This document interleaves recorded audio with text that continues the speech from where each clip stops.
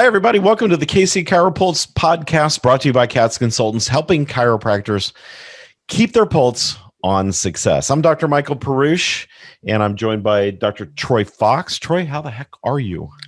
I'm doing fantastic. Awesome. It's a beautiful day. Life is good. It's kind of a little bit of fall weather out there right now, and I love fall. Well, here in sunny Florida, we're enjoying our third season of summer. Oh, that's right. Yeah, I see. We had to throw that into the conversation. Always. Absolutely. Yeah, with that fun stuff said, I'm jumping right into things. Nobody likes a braggart. So I had a conversation with somebody the other day. So I'm going to keep this anonymous because this was like a little more closely personal.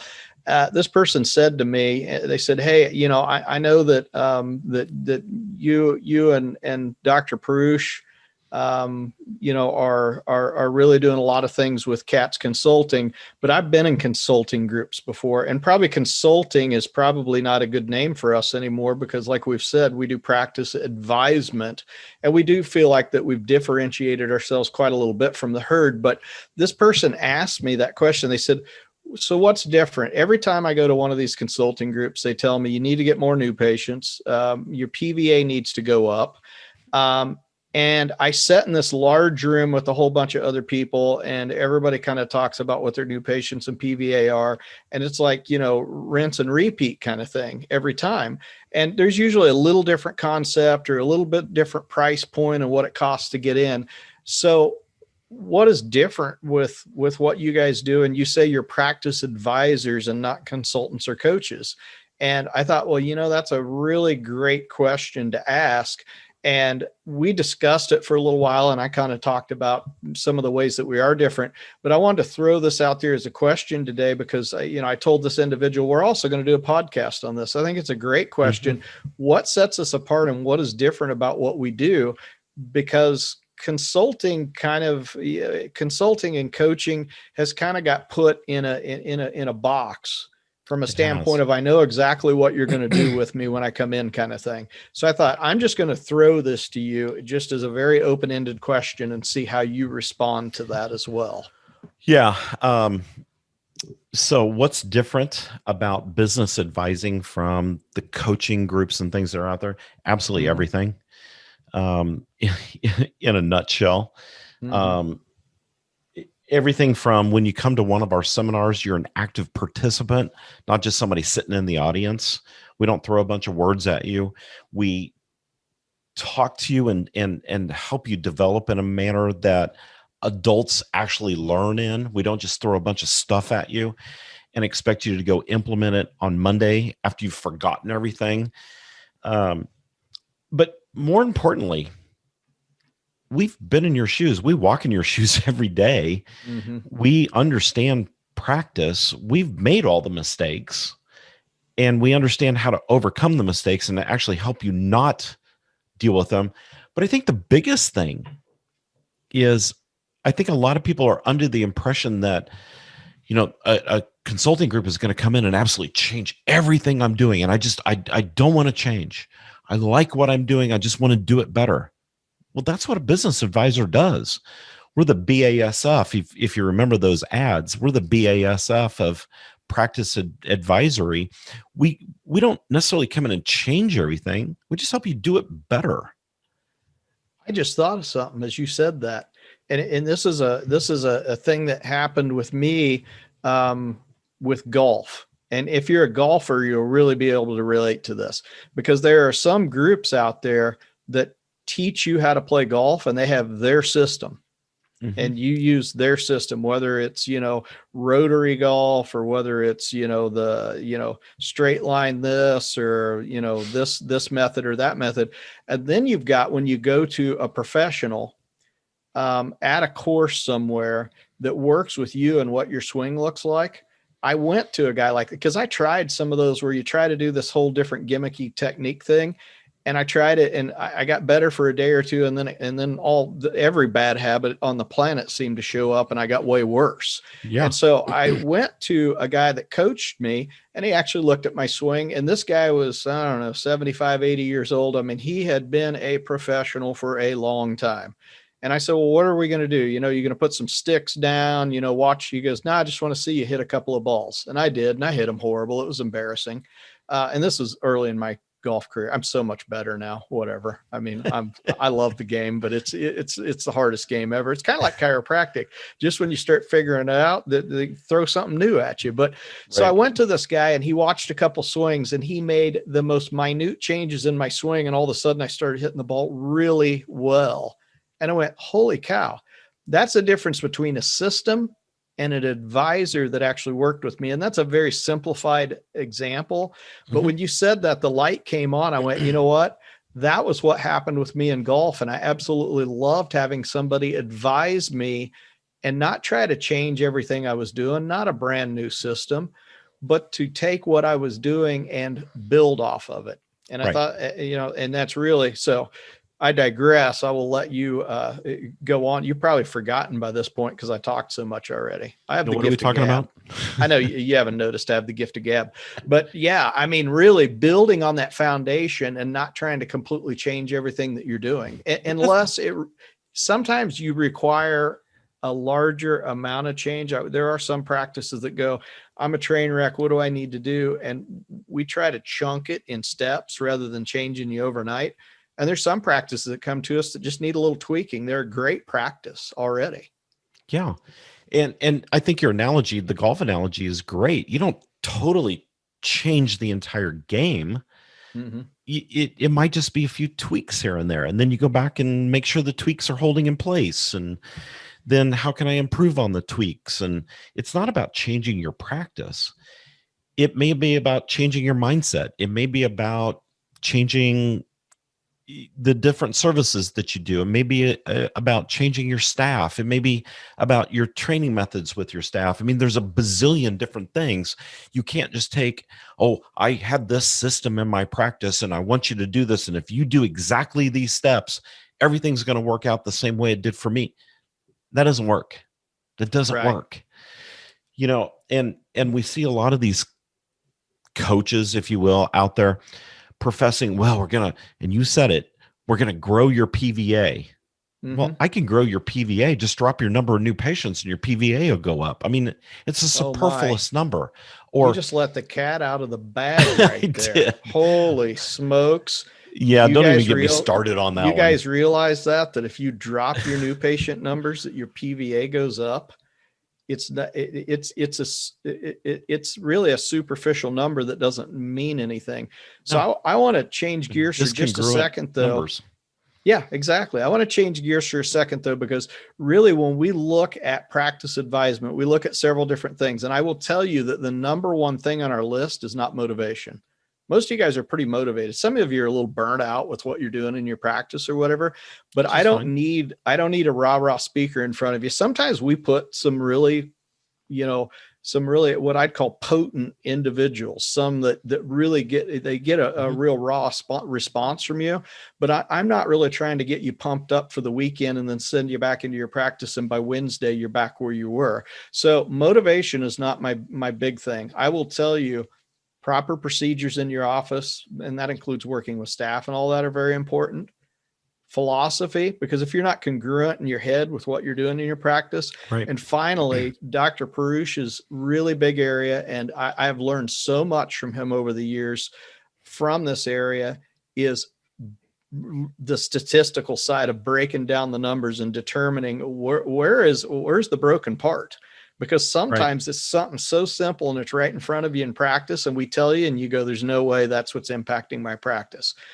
And then we make a small change and you come back and go, oh my gosh, I can't believe it. So talk a little bit about how we do things different statistically, because I think most people understand, office procedures, working with people, maybe a little bit of motivation, sure, being congruent.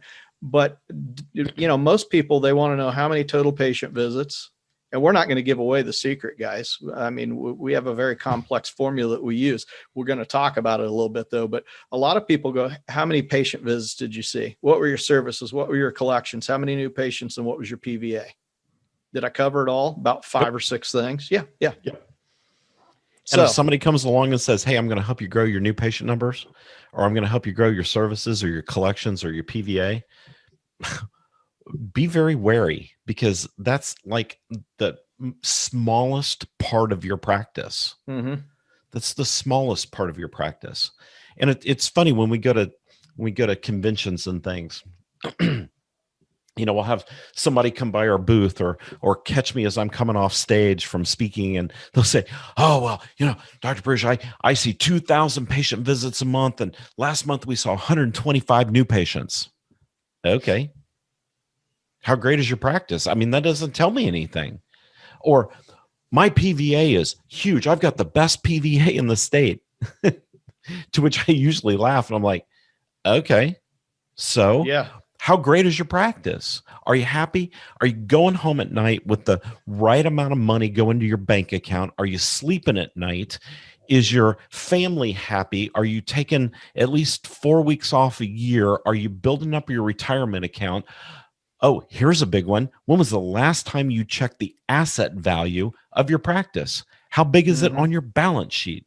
These are the things that, for some reason, the chiropractic profession has lost sight of how to be an entrepreneur. We disconnect from the business side, and all we want to do is be banty roosters. Yeah, we get stuck on one thing, and we go to these conventions and we stand around and we brag, oh, Troy, I saw 177 new patients last month, and that was the smallest month I've ever had. Okay. And what's your retention rate? And you know why we know that stuff? Because we came up in an environment where we were asked those questions. That was just kind of the norm. How many new patients did you see? How many visits? And as coming out of school, as you were growing your practices, that was kind of the big thing to talk about. And in reality, it didn't tell anything about, because you know what, here's the thing. If I'm paying $10,000 a month, I know this is a high number, but I'm going to exaggerate a little bit. If I'm paying $10,000 a month for rent, and I'm seeing the same number of new patients and visits as you, guess whose practice is much healthier? I'm probably going broke. Probably. And you're actually, and so you're paying $1,000 a month where you're at. So even one little tiny change. So it's not about what your numbers are as much as it is, are you profitable? And that means you actually have to analyze your business like a business. I get that it's a practice and you're a doctor, but you're still running a for-profit business with staff that actually rely on you to put food on their table.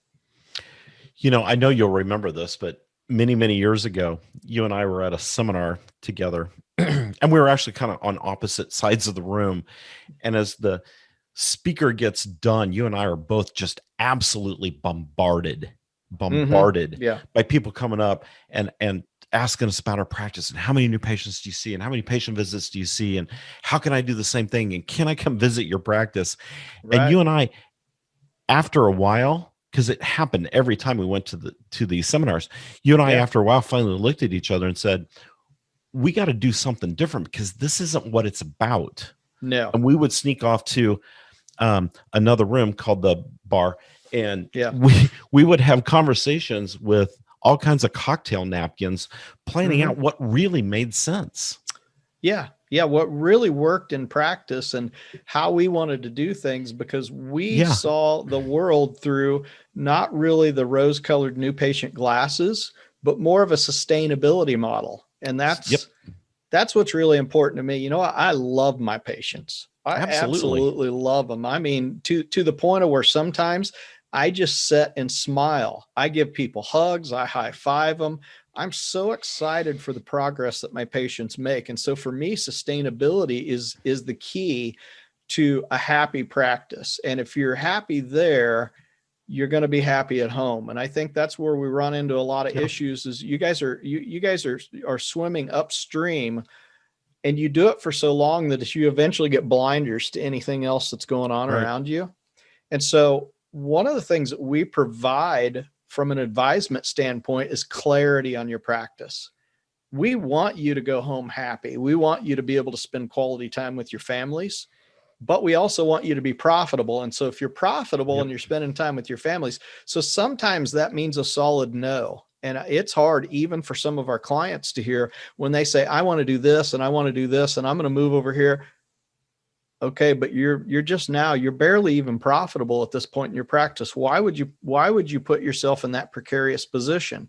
So sometimes we will tell you we're a hard no on that. Now, you can still do it, but from a standpoint of who you are as a practice, that's going to be your choice. But from my standpoint, I'm emotionally detached. I'm not attached to your practice like you are. I'm looking at it strictly from a business standpoint. When I look at that, I'm looking at your numbers. Statistically speaking, you were not profitable 2 months ago. You are currently profitable, and now you want to move to a new strip mall and you want to raise your rent $4,000 a month. I mean, that's like going out and going, you know what? I make $45,000 a year in the job that I'm in, but I really like that $800,000 house that I just saw go up on the market. I think I'm going to buy it. Right. And everybody look at you and go, you're nuts. But or I want to hire the $100,000 a year associate because that's going to make my life all better.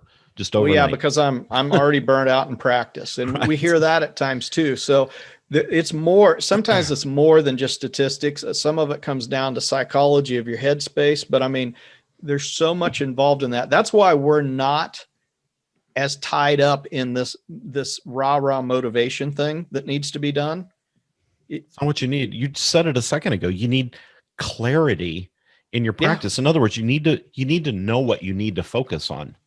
Yeah. And that's what we do. We really help drive you to focus on the right things, not the shiny thing over here, not the new patient promotion, not how many new patients or collections can I don't care about all that. You tell me a single number as a point of trying to impress me about your practice. Right. I can poke holes in that all day long because it doesn't tell me anything. Yeah. Well, we dive in to the very depths of the practice to make sure that you're staying on track to having your clarity in the right place and you're building a long-term stable practice. Yeah. Here's an idea of no clarity. You ever seen a dog chase its tail? It doesn't really know why it's doing it, but it's chasing it because at the time it seems like the right thing to do. And then sometimes they really spin really fast chasing their tail. That's me after getting a bunch of motivation, but not knowing where to put that motivation when I get it. I don't know what to do with it. So what I do is I burn out spinning in circles really fast for 2 or 3 days. And then I'm right back where I was at before I went to the motivational seminar. What I want is clarity and some solid steps on where I need to go next with my practice. Is it in my digital marketing side? Is it in retention of my assets? Because I'm blowing money in places that I shouldn't be blowing money. And that's giving me anxiety and heartburn at night when I go home to spend time with my family. Those are the types of things that you need to get. And that's why practice advisement is different from consulting. It's different from coaching.